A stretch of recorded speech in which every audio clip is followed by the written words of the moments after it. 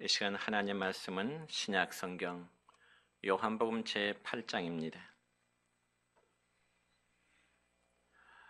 요한복음 제8장 31절부터 36절에 있는 말씀까지입니다.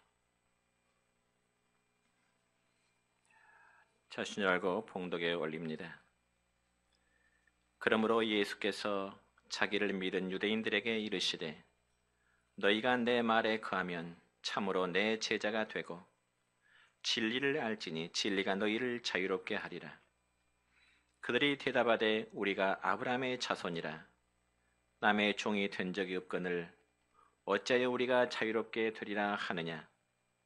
예수께서 대답하시되 진실로 진실로 너희에게 이르노니 죄를 범하는 자마다 죄의 종이라. 종은 영원히 집에 거하지 못하되 아들은 영원히 거하나니 그러므로 아들이 너희를 자유롭게 하면 너희가 참으로 자유로우리라. 아멘. 사랑과 축복의 메시지 나누겠습니다. 사랑하고 축복합니다. 사랑하고 축복합니다.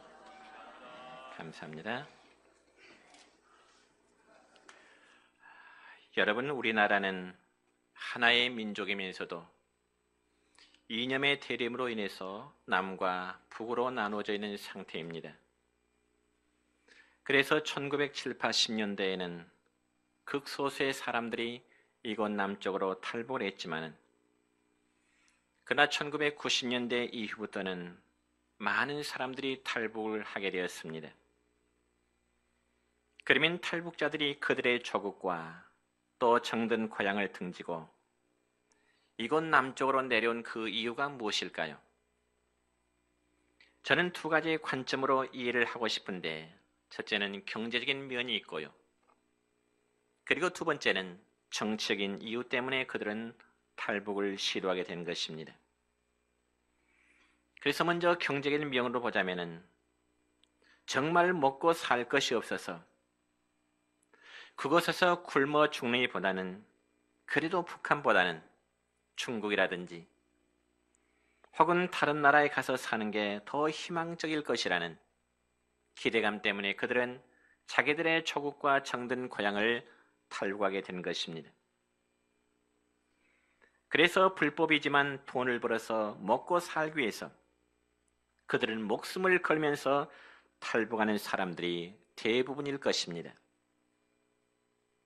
그리고 또한 정치적인 면으로도 탈북하는 사람들이 있음을 우리는 듣게 됩니다. 물론 정치적인 탈북자들은 고위층에 속한 사람들도 있겠지만 반면에 아주 평범한 사람들도 있습니다.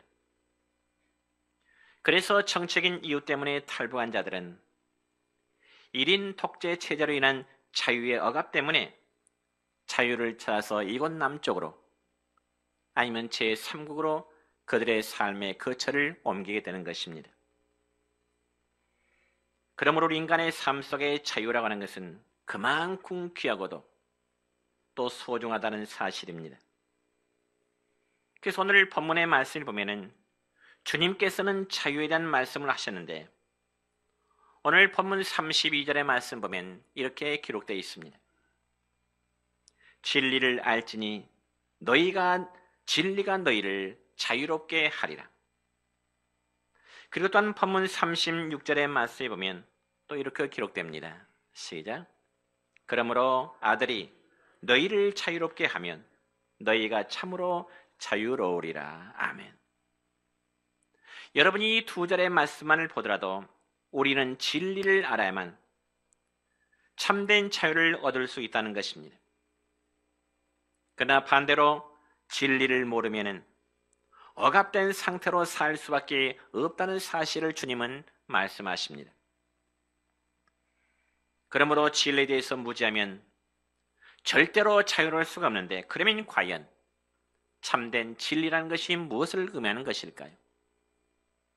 첫 번째는 진리에 대한 개념인데 여러분 아주 평범한 진리에 대해서 하나의 예를 들어보겠습니다. 1 더하기 1은 2라는 정답은 바로 수학적인 진리입니다.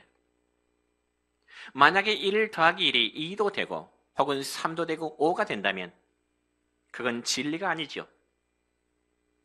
그리고 또한 물리학에도 진리가 있습니다. 예를 들어서 모든 물건이라는 것은 위에서 아래로 떨어지게 되어 있습니다. 이러한 법칙을 가리켜서 이제 만유인력의 법칙이라 그렇게 말합니다.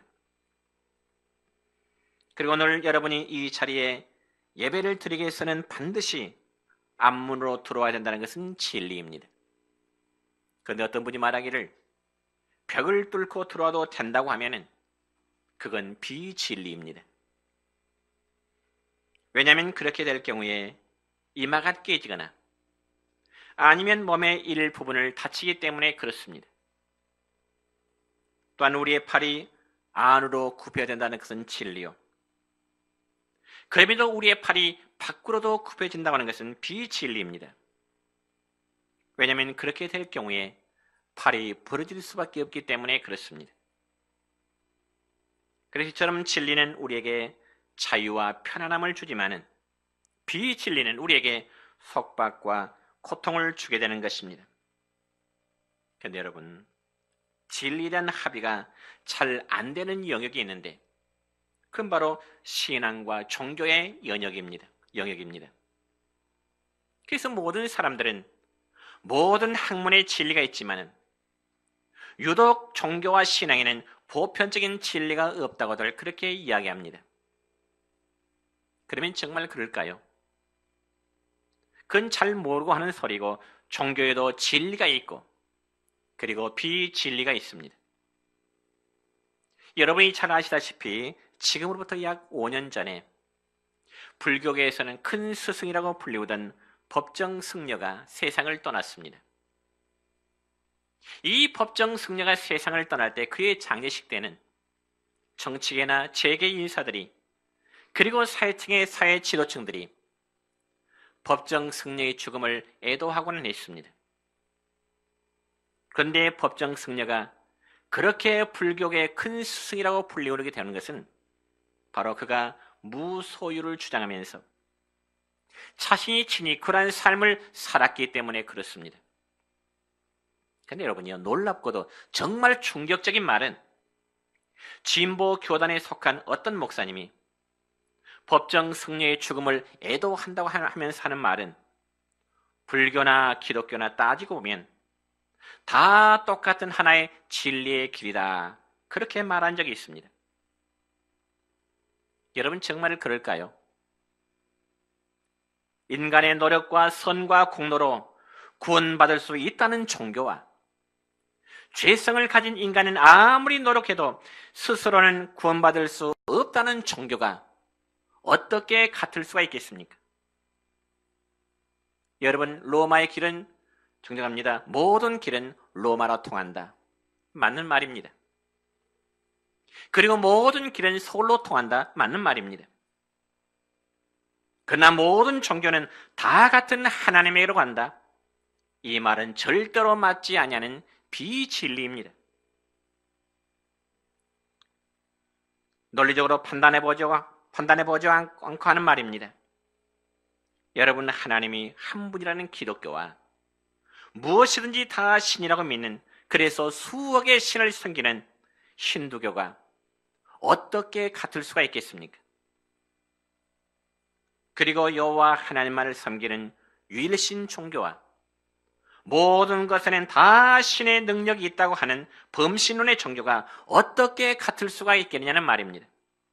절대로 같을 수가 없습니다. 그래서 요즘 종교 통합을 논의하는 자들은 다 사탄의 지배 속에 움직이는 자들입니다. 그러면 기독교의 진리는 무엇일까요? 여러분, 기독교의 진리는 죄인인 인간이 자신의 노력으로는 절대로 자신을 구원할 수 없다는 것, 이게 바로 기독교에서 말하는 진리인 것입니다. 그러므로 인간은 스스로를 구원할 수 없으므로 하나님께서 그의 사랑하시는 아들 예수 그리스도를 이 세상에 보내셔서 십자가에서 우리 대신 죽게 하심으로써 그를 믿는 사람을 단번에 구원하시는 것이, 그리고 자유케 하시는 것이 바로 진정한 자유인 것입니다. 그러니 구원은 하나님이 값없이 주시는 선물일 뿐입니다. 그러므로 모든 인간은 자기의 노력이 아니라 오직 하나님의 영원한 사랑과 절대적인 은총에 의해서 단번에 구원함을 받을 수가 있는 것입니다. 이것이 바로 기독교의 놀라운 진리입니다. 그래서 이 진리가 우리를 지옥으로부터, 그리고 마귀로부터, 그리고 우리의 죄성으로부터, 우리의 연약함으로부터 우리를 해방시키시고 하나님의 영원한 자녀로 우리를 삼아 주신 것입니다. 그럼 여러분의 자유에는 또한 진짜 자유와 가짜 자유도 있습니다. 그러면 과연 무엇이 가짜 자유일까요? 그것은 죄의 지배를 받아서 자기 멋대로, 그리고 자기 뜻대로 살면서 다른 사람부터 권면이나 간섭을 전혀 싫어하면서 받지 아니하는 자들, 그게 바로 가짜 자유의 삶입니다. 그러니까 하나님으로부터 멀리 떠나서 자기 멋대로 사는 사람은 사실 죄에 꽁꽁 묶여 있다고 그렇게 말씀드릴 수 있습니다. 그럼에도 많은 사람들은 이 가짜 자유의 환상 속에 살아가고 있는 것입니다. 여러분, 특별히 매년 3월 초가 되다 보면 대부분의 대학교가 신입생 이제 환영회를 하게 됩니다. 그런데 들리는 말에 의하면 그 신입생의 환영회 정도가 도에 지나칠 정도입니다. 그래서 저는 요즘 대학생들이 멋대로의 문화 속에 빠져 있다, 그렇게 한번 표현해보고 싶습니다. 왜냐하면 그래도 고등학교까지 졸업할 때까지는 그래도 부모님과 그리고 선생님에게 구속을 받았지만은 이제 대학생이 되다 보면은 자기 멋대로 자유롭게 할 수 있기 때문에 그렇습니다. 그래서 어떻게 됩니까? 신입생들이 선배들의 강요로 억지로 술을 마시다가 죽게 되기도 하고요. 또 토하기도 하고요. 넘어져 다치기도 합니다. 한마디로 야단법석입니다. 그럼에도 신입생들은 이런 행동을 그들에게 가지고 있는 자유라고 착각하고 있다는 것입니다. 또한 선배들은 후배를 콜탕 먹일 수 있는 자유가 있다고 또 스스로 생각을 하고 있는 거죠. 그렇다면 정말 그런 행동들이 자유일까요? 아니요, 아닙니다. 그것은 방종이며 자신의 육신의 종 노릇을 하는 것입니다. 그러므로 성도 여러분이요, 우리는 죄 앞에 너의 근성이 되어서는 안 됩니다. 아닌 것은 아니오라고 거부할 수 있어야 됩니다. 죄인 줄 알면서도 그와 짜가는 사람은 진리 안에 살아가는 성도라고 말할 수가 없는 것입니다. 여러분, 특별히 구약성경 창세기 39장의 말씀을 보면 자기 형들에 의해서 팔렸던 청년 요셉은 보디발의 집 가정총무로 성실하게 일을 하고 있었습니다. 그런데 어느 순간에 안 주인은 자기 집에 일하는 이 청년 요셉에게 눈짓을 보냅니다. 그 눈짓의 의미는 자기와 육적인 관계를 맺자고 하는 눈짓이었습니다. 그때 요셉의 반응이 어땠을까요? 한참 피 끓는 청년기의 시절이 이게 얼마든지 안주인의 요구에 넘어갈 수 있는 아마 그런 상황이었을 것입니다. 그리고 요셉이 먼저 접근한 것도 아니요, 안주인이 먼저 요셉에게 접근하면서 육적인 관계 맺기를 요구했지만은 믿음의 사람 요셉은 한마디로 안 되었습니다. 그래서 창세기 39장 9절 하반절의 말씀 보면 이런 말씀이 기록되어 있네요. 시작. 내가 어찌 이 큰 악을 행하여 하나님께 죄를 지으리까. 그렇습니다. 성도 여러분이요, 죄에 대하여는 우리가 분명히 안대할 수 있는 그런 자유와 그런 자세가 우리에게는 있어야 되는 겁니다. 바라기는 죄의 노예가 되지 마시기 바랍니다. 한 번 죄의 노예가 되면은 계속해서 끌려다닐 수밖에 없기 때문에 죄에 대해서는 단호히 거절할 수 있기를 축원합니다.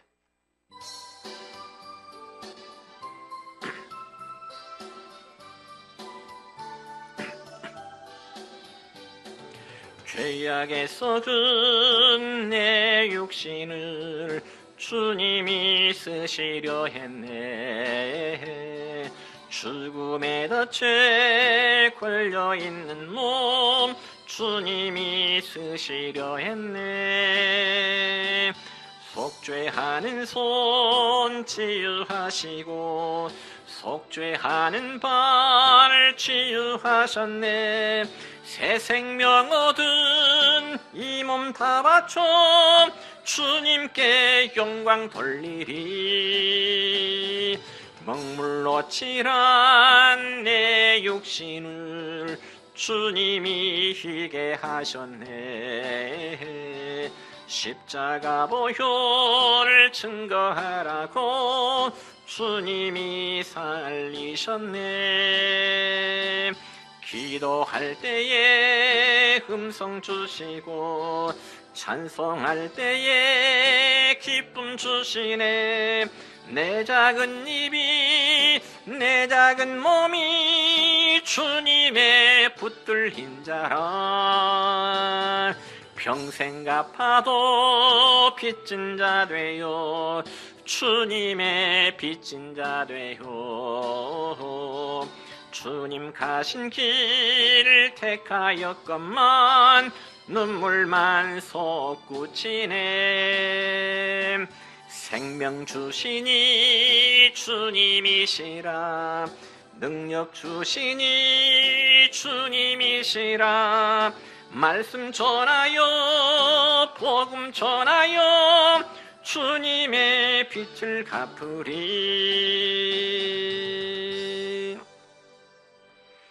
두 번째는 진리 안에서의 자유입니다.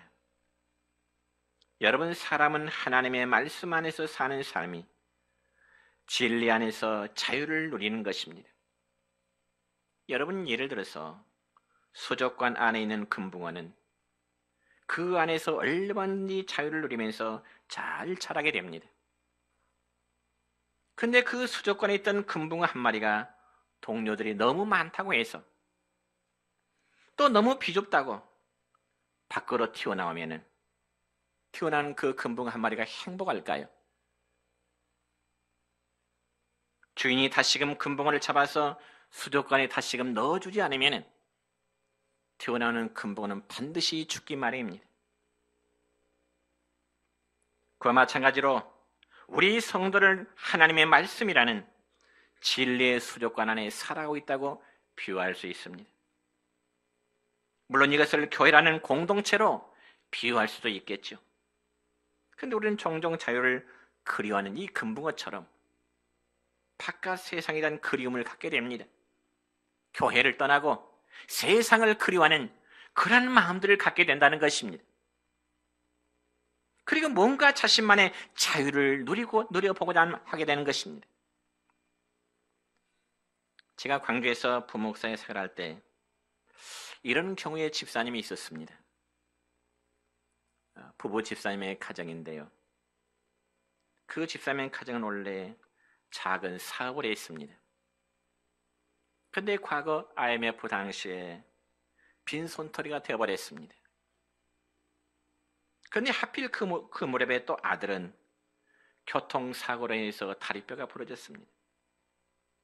그래서 병원에 입원해 있습니다. 그게 얼마나 낙심이 참 크겠습니까? 사업도 파탄에 이르렀고요. 더군다나 그 아들까지 교통사고로 병원에 입원했으니 삶의 재미가 없을 수밖에 없지요. 그래서 가끔 교회 와서 예배를 드려도요, 예배는 정신없고 고개를 푹 숙이고 있고요. 아예 찬송도 하지 않고요. 가끔 창문 쪽만 멍하니 바라보는 그런 모습들이 많이 있었습니다. 그러더니 결국 그 집사님 부부는 교회 출석을 하지 않았습니다. 그래서 신방을 갔지요. 신방을 가니까 그 남집사님이 저에게 하는 말은, 목사님, 이제 저를 좀 놔주세요. 제 신앙생활에서 목사님 좀 관심 좀 갖지 말아주세요. 이렇게 말하는 겁니다. 그래서 제가 물었습니다. 집사님, 아들이 교통사고로 저렇게 병원에서 힘들어하는데 아들이 엄마 아빠 생각한답시고 아빠 나에 대해서 관심 좀 갖지 말아주세요. 아들이 집사님인 아버지에 그렇게 말한다면 집사님은 아들의 뜻을 따라서 아들이 아픈 고통에 관심 갖지 않겠습니까? 그러면서 제가 다시금 되물었습니다. 그러면 집사님, 제가 집사님 아들이면 집사님의 신앙생활에서 제가 관심 갖지 않으면 뭐 하시려고요? 그저 그 집사님의 답변은 이랬습니다. 좀 마음의 여유도 좀 갖고 앞으로 자기가 무엇을 해야 될지 좀 구상해야 되기 때문에 목사님 이제는 제발 자신의 신앙에 좀 관심 좀 갖지 말아주세요. 이렇게 이야기하는 겁니다. 여러분 그 말의 의미가 뭘까요? 이제는 과거 자기의 죄성으로 다시금 되도록 하겠다는 겁니다. 그래서 세상의 노와 마귀의 노예 속에 이제 살아가겠다는 겁니다. 그러한 마음을 사탄이 얼마나 좋아하겠습니까? 성도 여러분요, 우리가 하나님을 떠나는 길은 사망의 길이요 노예의 길임을 분명히 아시기를 바랍니다. 사탄 마귀는 성도의 마음을 흔들어서 의심을 불어넣습니다. 성도들에게 나태한 마음을 불어넣습니다. 그래서 결국 교회 공동체로부터 떠나도록 하는 것이 바로 사탄의 전략입니다.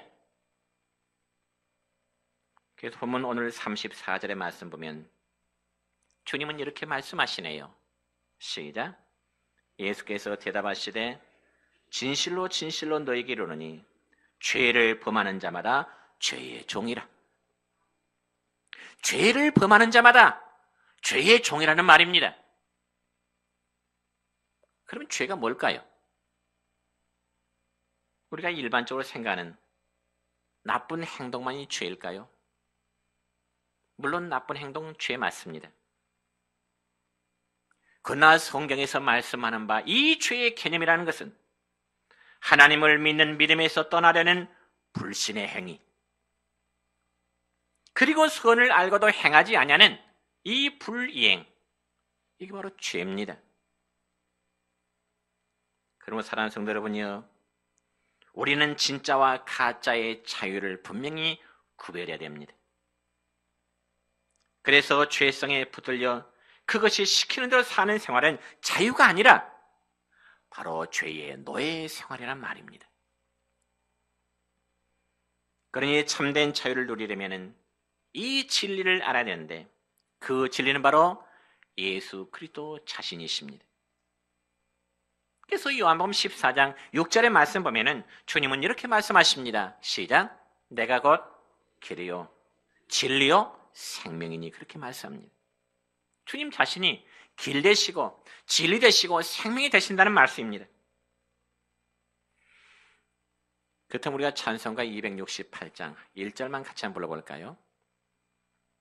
그냥 반주 없이 같이 하겠습니다. 죄에서 자유를 얻게 함은 보혈의 능력, 주의 보혈 시험을 이기고 승리하니 참 놀라운 능력이로다. 주의 보혈 능력이 또다. 주의 피 믿으오. 주의 보혈 그 어린 양의 매우 귀중한 피로다. 여러분, 우리 기독교에서 말하는 이 진리란 것이 무엇을 말하는 줄 아십니까? 저는 간단히 세 가지로 말씀드립니다. 첫째는 하나님께서 죄인된 우리를 영원히 사랑하신다는 것입니다. 하나님이 죄인된 우리를 사랑하심, 이게 진리입니다. 두 번째는 하나님의 아들이 이 땅에 내려오셔서 십자가에서 우리의 모든 죄값을 완불하셨다는 것, 이게 바로 진리입니다.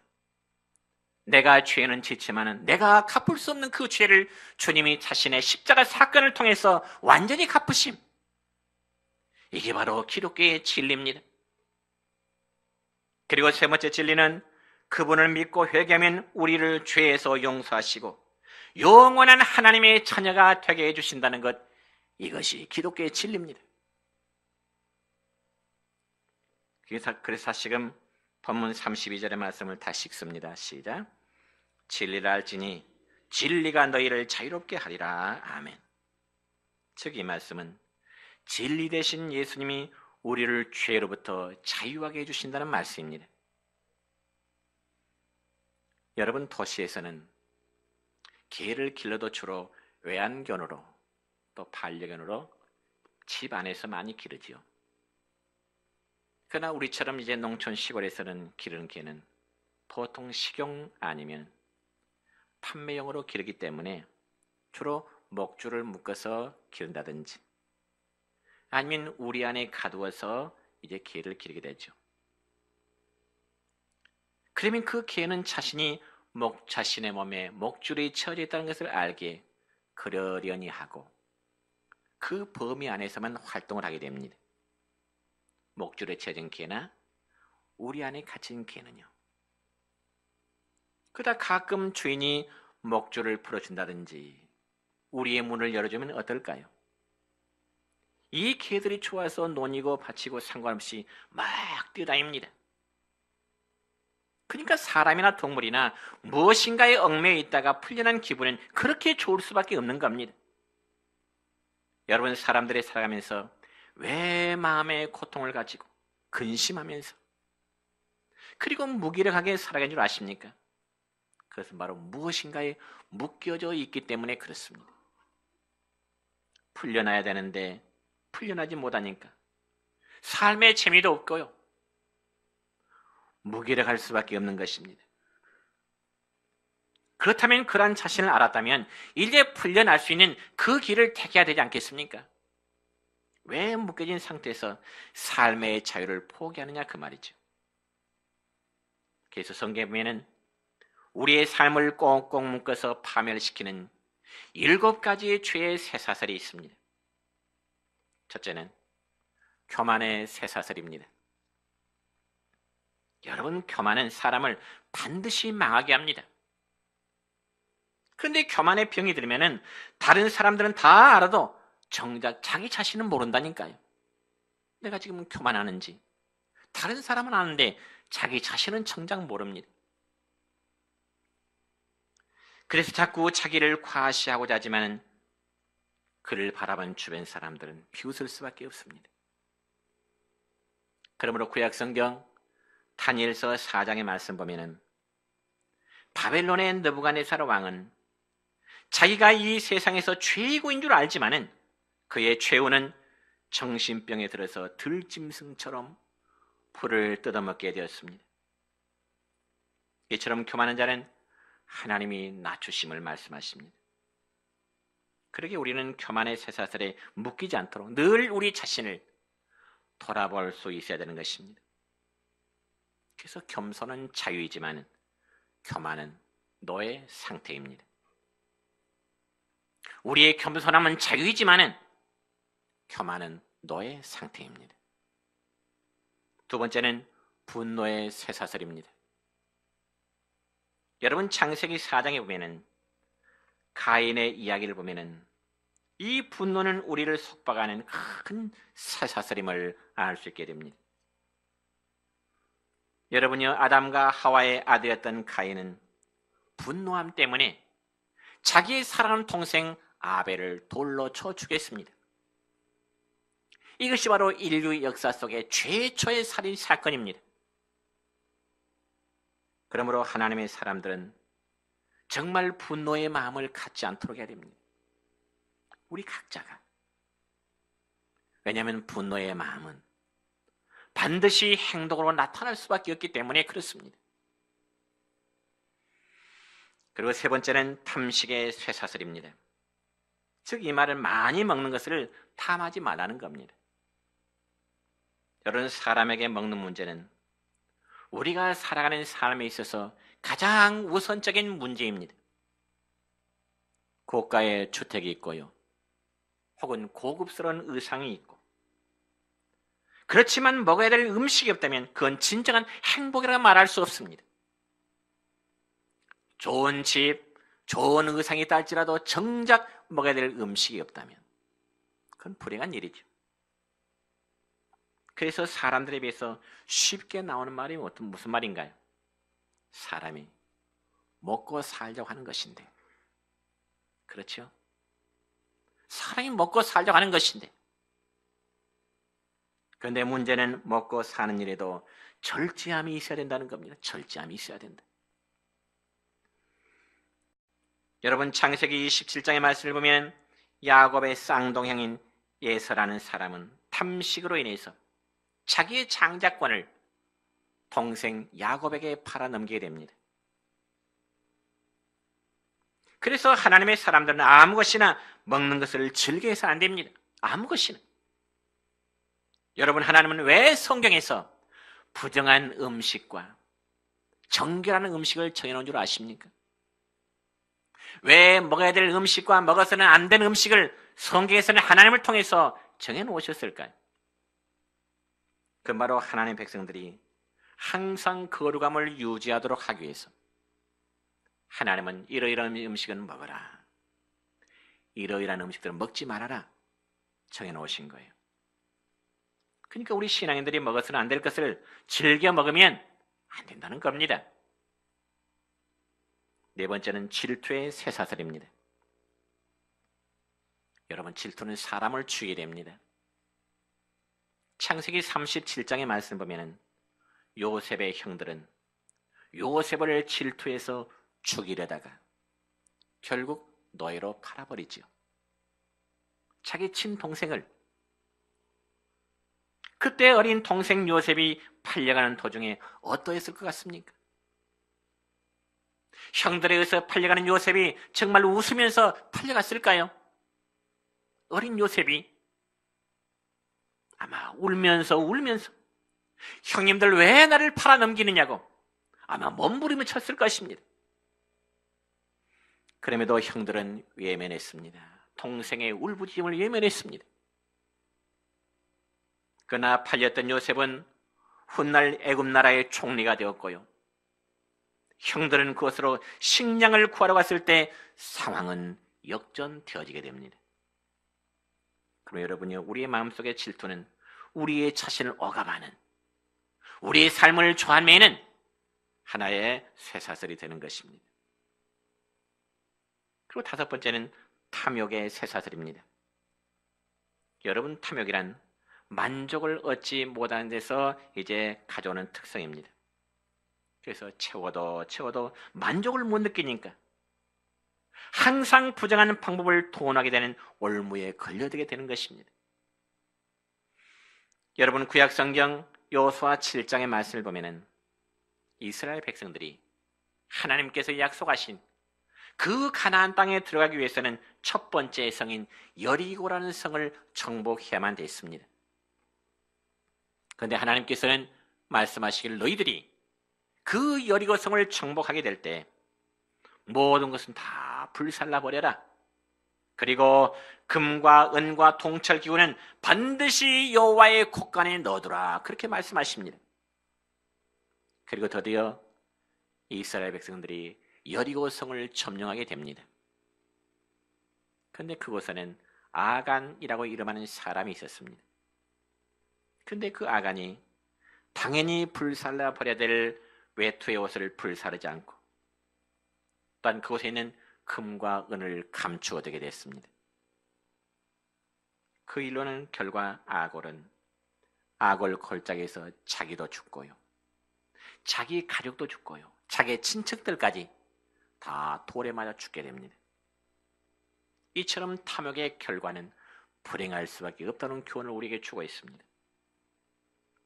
그리고 여섯 번째는 음욕의 쇠사슬입니다. 요즘 한참 언론에 떠들썩한 뉴스는 이 성폭력의 문제입니다. 성폭력의 문제들. 참 군대에서 삼성 장군의 성폭력이라든지 아니면 영관급 장교들의 성폭력이라든지 얼마나 많습니까? 또 직장에서의 상하 관계에서의 성폭력이라든지 심지어는 어린 청소년들의 무분별한 성폭력 등은 정말 우리의 사회들을 부끄럽게 하고 있습니다. 여러분, 하나님이 우리 인간에게 주신 성이라는 것은 정말 아름다운 것입니다. 그리고 행복한 것입니다. 그러나 이 성은 정상적인 가정이라는 테두리 안에서 부부 관계를 통해서만 이루어져야 되는 것입니다. 그렇지 않는 모든 성의 남용은 음욕인 것이고 간음의 행위라고 성경에서는 말씀하고 있습니다. 그리고 이 음욕과 간음은 자신과 모든 가족들을 망치게 됩니다. 여러분, 창세기 19장의 말씀을 보면 음욕에 빠진 소돔과 고모라 성을 하나님께서 멸망시키십니다. 그래서 그 소돔과 고모라 성이 정말 젖과 꿀이 흐르는 정말 에덴 동산과 같은 그 아름다운 지역이 하나님이 심판하심으로 완전히 없어져 버렸습니다. 그리고 지금도 그 흔적 자리에는 식물 하나도 자랄 수 없는 황폐한 땅이 되어버리고 만 것입니다. 저는 그 땅을 실제로 보았습니다. 하나님의 심판 지역이 이렇게 무서운 것이구나. 그런데 사탄은 마지막 때 모든 사람들에게 이러한 음욕의 사슬로 묶어서 가정을 파괴하고 성도들에게는 거룩함을 상실하도록 그렇게 역사하고 있다는 것입니다.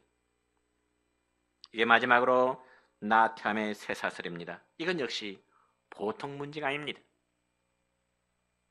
여러분, 신약성경 마태복음 25장에 보면은 신랑을 기다리는 10처녀의 비유가 나오는데요. 그 가운데 지혜로운 5처녀는 신랑을 기다리면서 등과 기름을 완벽하게 준비해 놓았습니다.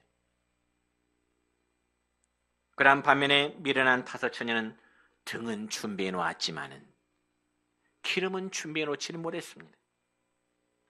그러면 왜 미련한 5처녀는 기름을 준비해 놓지 않고 있었을까요? 아마 기름이 없어도 불이 켜질 수 있다는 그런 기대감 때문은 아니었을 것입니다. 그래서 저는 해석하기를 미련한 5처녀는 게을렀기 때문이다. 한번 그렇게 해석해 보고 싶습니다.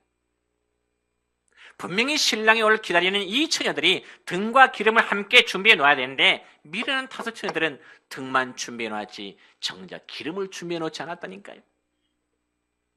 그 결과 늦은 밤 시간이 올 때 등과 기름을 준비해 놓은 처녀들은 등불을 켜고 신랑을 맞이했지만은 기름을 준비하지 못한 처녀들은 그때서야 기름을 빌리느라 이리 뛰고 저리 뛰어보았지만은 그들은 이미 늦어버린 것입니다. 사랑하는 성도 여러분이요, 우리의 신앙생활에도 게을러서는 안 됩니다. 분명히 말씀하기를 열심을 품고 주를 섬기라고 말씀했지 대충 신앙생활하고 성경에서는 그렇게 말씀하지 않습니다. 이제 말씀했습니다. 우리는 진리 안에서 자유함을 얻은 믿음의 생활을 해야 됩니다. 분명 죄에 매여 있는 자는 죄의 종에게 자유함이 없습니다. 그러나 그리스도 안에 있는 자에게는 자유함이 있습니다. 항상 영적인 자유함을 누리면서 힘있는 믿음을 향할 수 있기를 우리 주님의 이름으로 축원합니다. 기도드립니다.